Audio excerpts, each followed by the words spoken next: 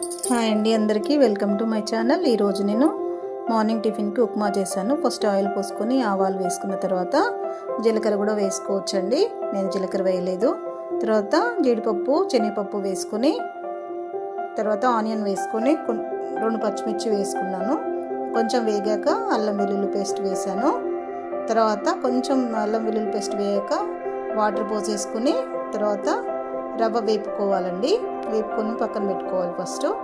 తర్వాత ఒక స్పూను ఉప్పు పడుతుంది. తర్వాత రవ్వ పోసేసుకొని కలుపుకున్న తర్వాత ఉప్మా అయిపోయినట్టే. ఎంత తొందరగా అయిపోతుందో ఇది.